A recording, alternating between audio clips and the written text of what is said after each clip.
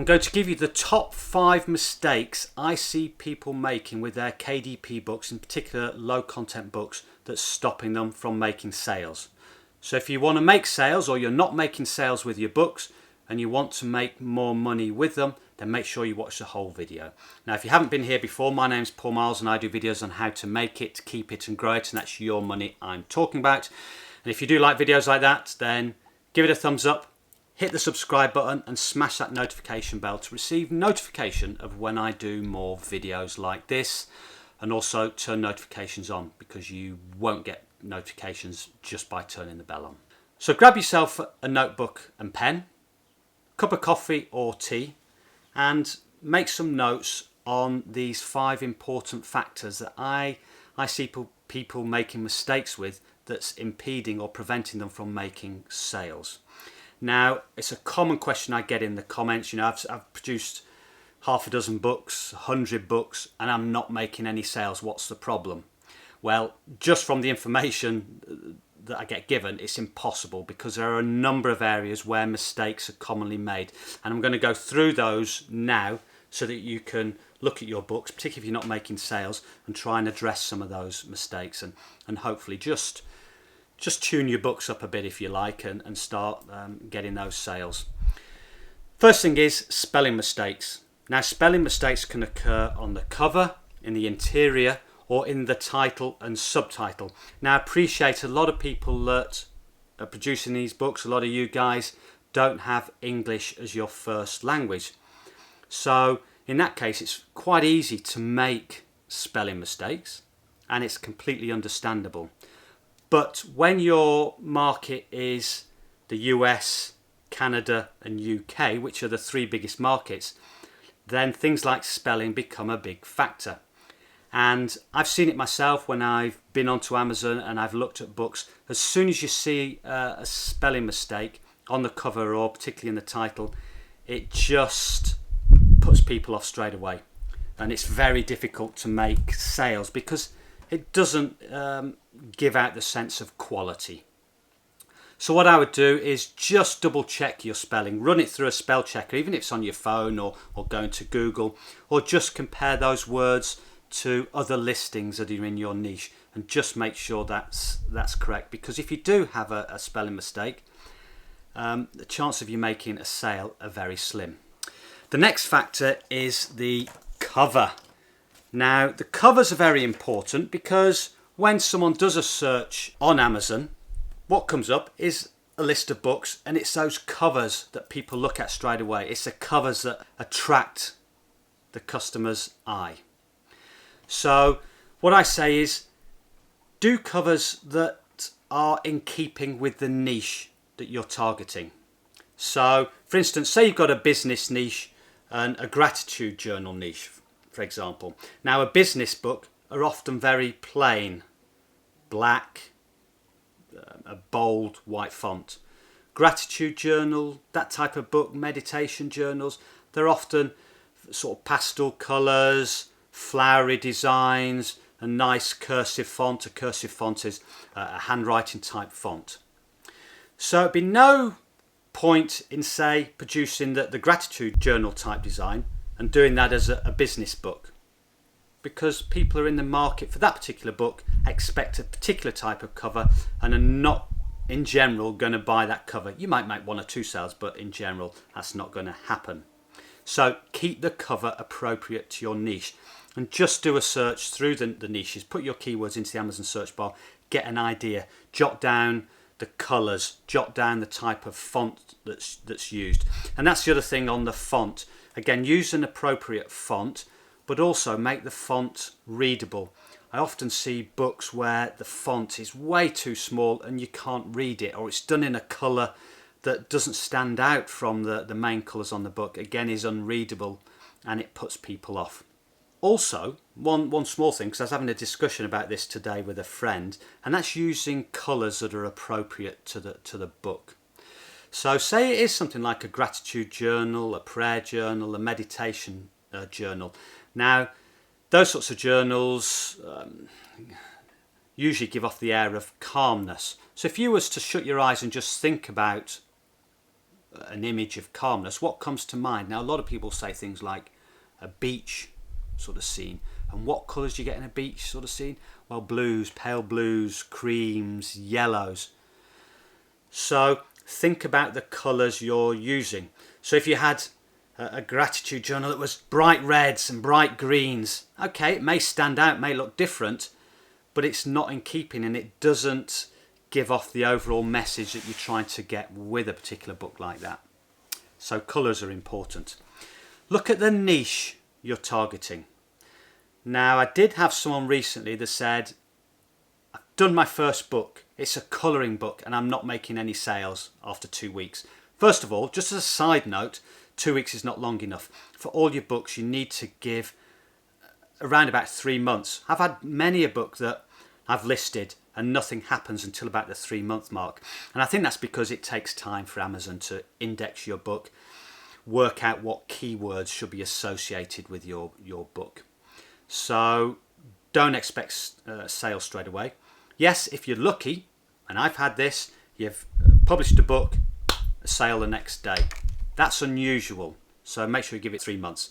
So that's just a little side note.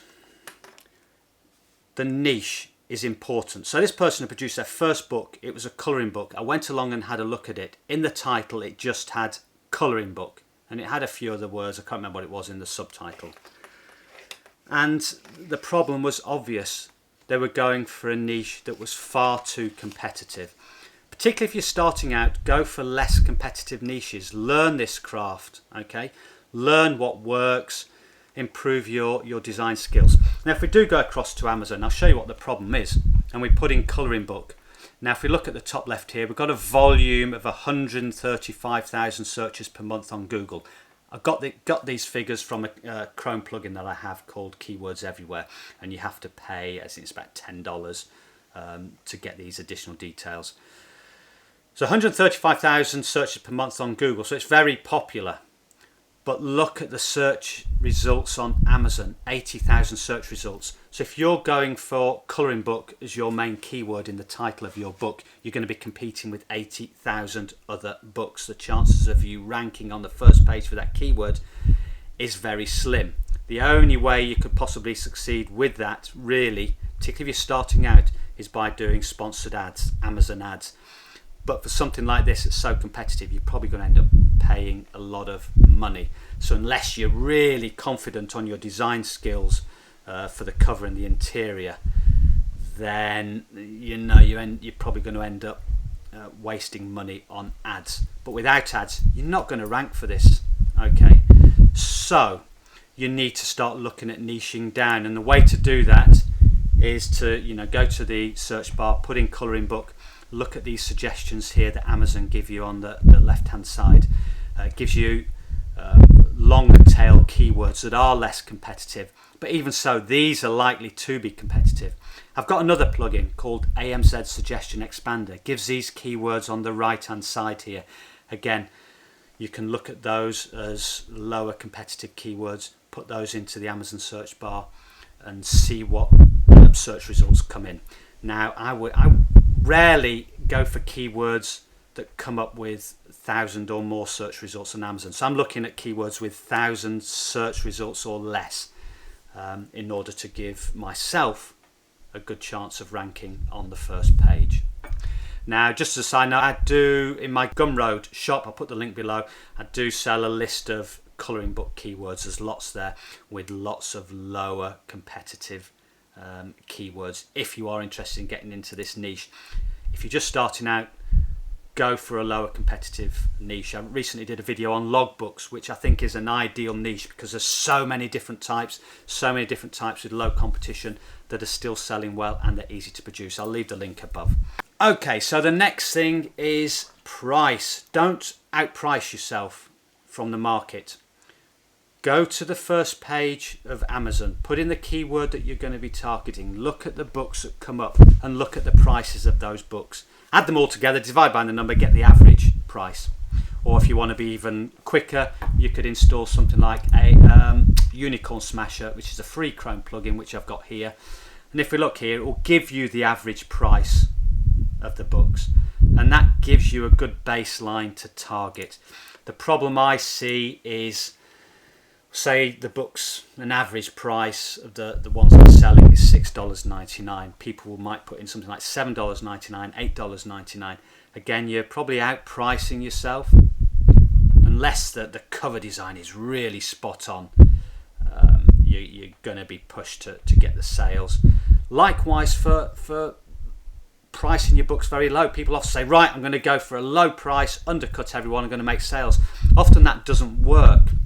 Also, because when people see books that are a lot cheaper, they often think that the book itself is cheap and not good quality, so you lose out there.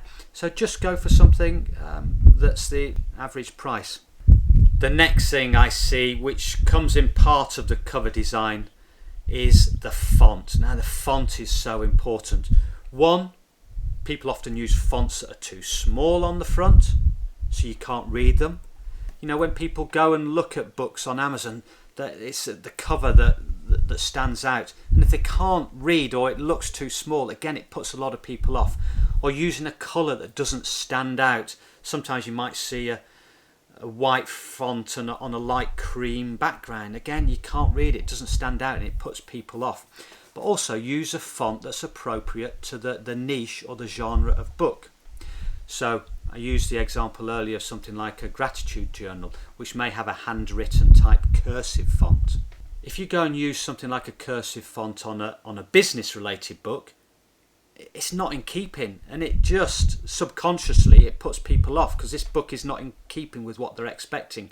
So again, just look at books that are selling, look at the style of font, the type of font they're using, and they come into three basic types: the serif font, the non-serif font, and the cursive handwriting type font. So it's relatively simple. You can keep it simple, and just look at what other books in your genre or niche are using and use a similar sort of font. Don't try and invent the wheel. Don't try and make something that's, trying to make a statement that's outstanding, is going to catch people's eye. Yes, it'll catch people's eye, but often you won't make sales. And I know for a lot of people, they're trying to create something that's completely different. Use other books for inspiration and try and create something a bit different, but in that particular style. So those are the 5 mistakes. Let's make sure I've covered them here: the spelling, the niche, the cover design, the price, and the font. Address those things. Before writing in the comments, I've made 100 books, I've not sold any, what am I doing wrong? It's impossible for me to tell you, because I don't know all the details, I don't know all your books, there's so many different factors. But just look at those factors, go through them, see if you can address them, and hopefully by doing that you'll make more sales. So I hope you did enjoy the video. If you did, give it a thumbs up, it helps more people see the video. Make sure you hit the subscribe button, smash that notification bell, and until next time, goodbye.